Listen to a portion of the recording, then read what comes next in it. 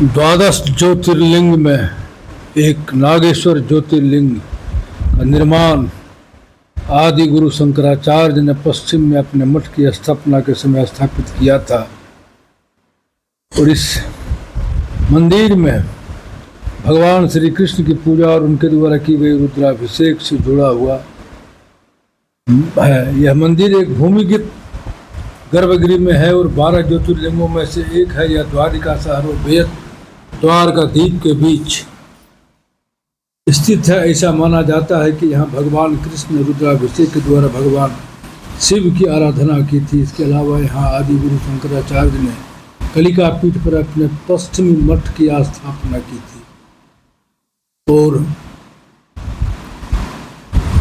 द्वारका मंदिर तो वैसे मूल रूप से यहाँ पे जो पूजा की जो विधि है, यहाँ पे एक्चुअली आप जब आइए तो धोती पहन करके यहाँ पर पूजा कीजिए और कतारबद्ध रूप से यहाँ पर पूजा अर्चना करना है। और मंदिर के गर्भगृह में अगर आप जाते हैं पूजा करने के लिए, अगर आप सिंगल हैं तो 500 रुपया का पूजन सामग्री लेकर के जाइए। आप तो अगर जोड़े हैं यानी पति पत्नी स्वपत्निक हैं तो आप 1000 रुपया का कूपन कटवाइए और जाइए। देखिए कि वहाँ पे पूजा अर्चना गर्भगृह में हो रहा है। तो बाकी जो है दर्शन पूजा का वहाँ पर नियम है, आप दर्शन पूजा करिए। आपकी जो इच्छा होगी तो आप वहाँ पे दान के रूप में आप वहाँ पे दीजिए, नहीं दीजिए वो आपकी इच्छा है। लेकिन आप अगर गर्भगृह में जा कर के आप पूजा अर्चना अगर करते हैं तो वहाँ से आपको 1000 रुपया का कूपन कटवाना होगा। अगर आप धोती और गमछा लेकर के गए हैं तो ठीक है, नहीं तो आपको वहाँ पर एक धोती भी 100 रुपया में धोती और 50 रुपया में गमछा आपको खरीदना होगा। ऐसे ही पहन करके वहाँ पर गर्भगृह में जाने दिया जाएगा, खास करके पुरुषों के लिए।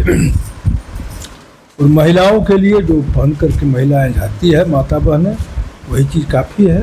लेकिन पुरुष के लिए वहाँ पर पाबंदी है कि गर्भगृह में जाने के लिए आपको जो है पूजन सामग्री 1000 रुपया का कूपन कटवाने के साथ साथ आपको धोती और गमछी भी जो है लेना अनिवार्य है।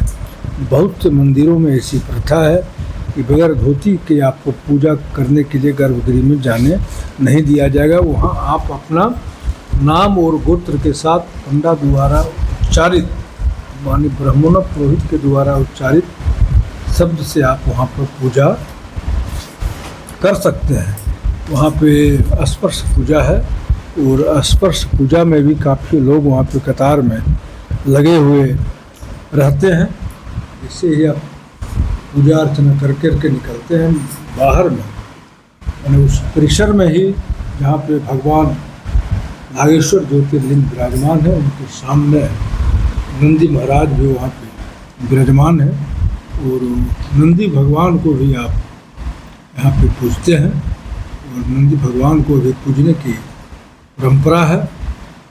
देखिए कि लोग जो है नंदी भगवान को पूज रहे हैं। नंदी भगवान से अगर कुछ मांगना होता है भगवान भोलेनाथ से, तो आपको पहले नंदी भगवान के कान में श्रवण करना होगा।